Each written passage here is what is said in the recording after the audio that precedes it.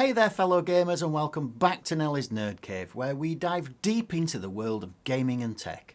Today we're putting the spotlight on a classic CPU that, if you remember, I showed off in a mystery PC video that I bought on Facebook Marketplace. Join me in a moment where we take a look at the specifications of this and what we can do with it.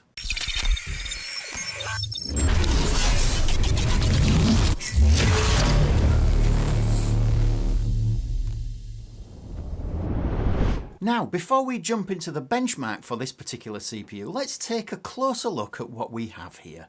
First, this particular thing, this board and processor, came in a server case that I bought for £30 on Facebook Marketplace. And the case was a little mangled, and if you'd like to see that, the link is above. But the motherboard here seemed to be in pretty good condition. It's nice and clean, there's virtually no dust on it whatsoever. Okay, so what did this little board hold? Well, after further investigation, I found out that the backplate said that it was a Vostro 230. Now with this, it came with one stick of DDR3. This is 2 gigabytes and it runs at 1333 megahertz. So pretty slow in comparison to today's lightning fast DDR4 and DDR5. The processor was a little Q9500. This is a Core 2 quad and it runs at 2.83 gigahertz with 4 cores, 4 threads. And it was released in 2010, making this a 15-year-old CPU and one of the oldest that I have in my collection. Now, I know what you're all kind of thinking here. Why are we doing this and is it worth my time? Well, I think it is, at least to see if it still works before we condemn it to silicon heaven. With that, let's have a look at what we can add to this. So I'm going to kind of get rid of the 2 gigabytes of RAM. No need for that in today's modern society. And what I'm going to do is I'm going to add these wonderful G-Skill Ripjaws in their bright red format. This is still DDR3. However, it runs at 1600 megahertz with CL9 timings, and I have 2 sticks of this that I'm going to utilize within this rig to be able to allow for a little bit more to be able to get some operating systems functioning on this. Now, this little processor does have its own inbuilt graphics, because it's fantastic the way that Intel put their own graphics within these. However, what I did think with this is I would kind of give it a break.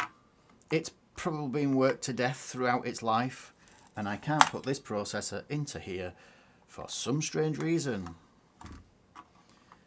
Okay, so I haven't lined it up correctly. There we go. That's better. So with the processor in, with its integrated graphics, I thought I'd kind of give it a little bit of a helping hand.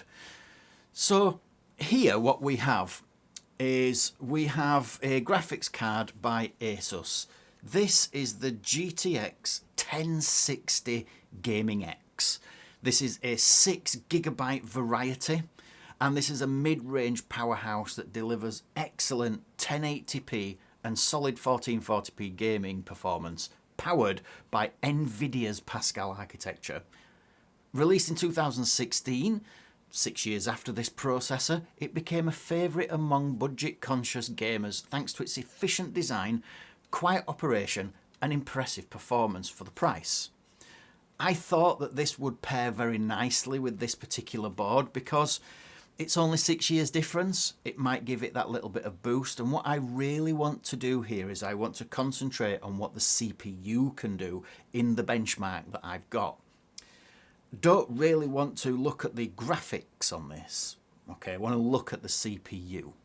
First of all, I'm going to use the stock cooler that came with this. And I'm going to use this stock cooler because this is what it came with. I don't want to add anything else. I want to just make sure that this functions. So a little bit of thermal paste. It's very warm in here because that thermal paste is a little runnier than normal.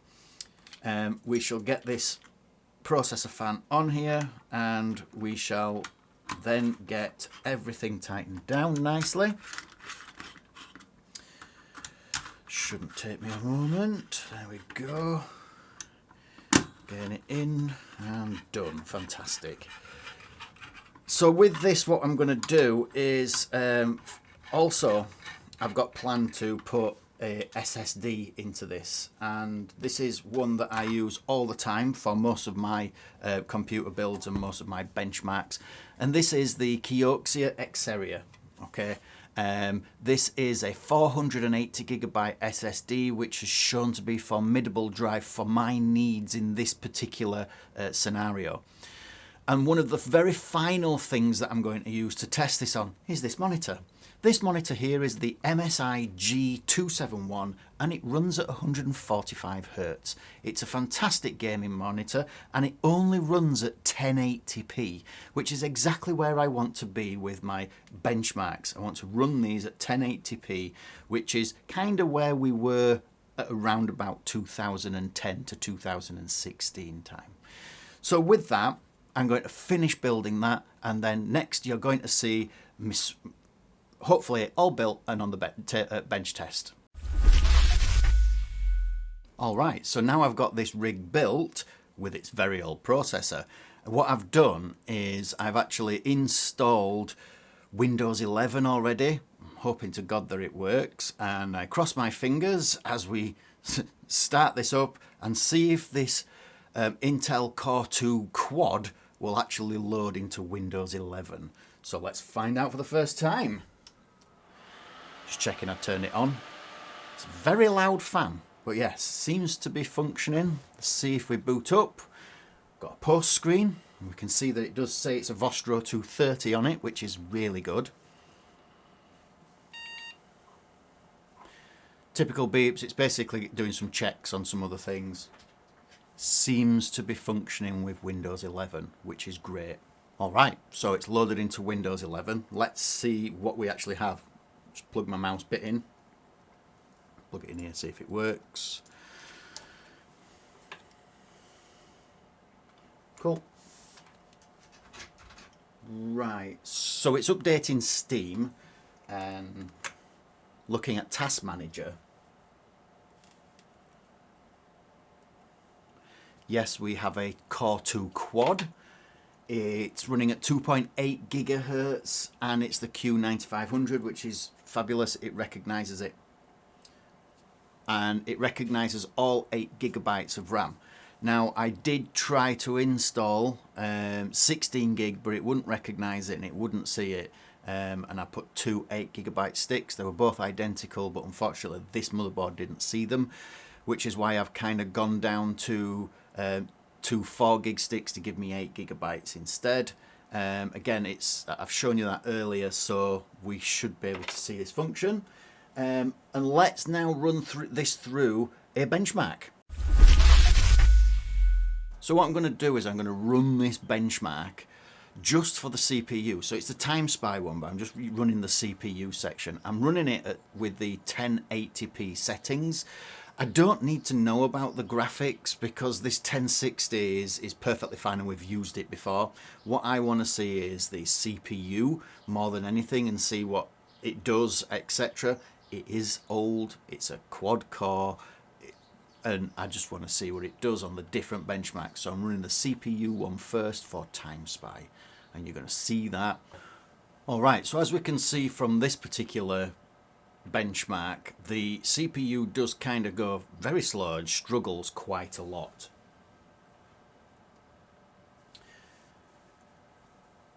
We can see from the score that we have 1325, which is pretty low for a CPU score.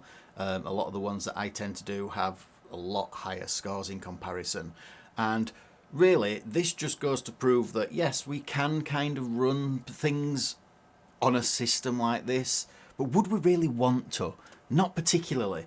I just wanted to see if we could actually run something on it. Now, when I started my experiments, I started with Windows 10.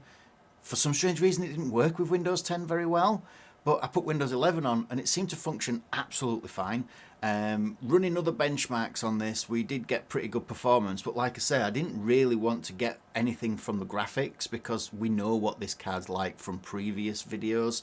Really, it was this old thing came from a server that I bought from Facebook Marketplace for like £30. what is it capable of?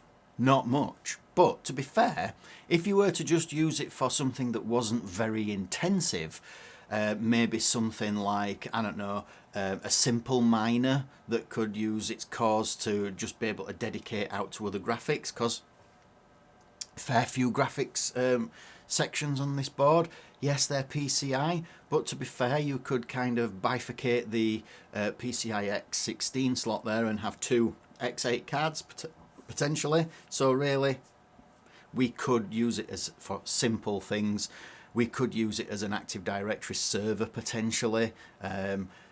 Not very taxing, not much to do, but the limits here are how much RAM it can take. Like I say, I tried it with 16, didn't particularly work well with 16 gigabytes, works perfectly fine with 8 gig.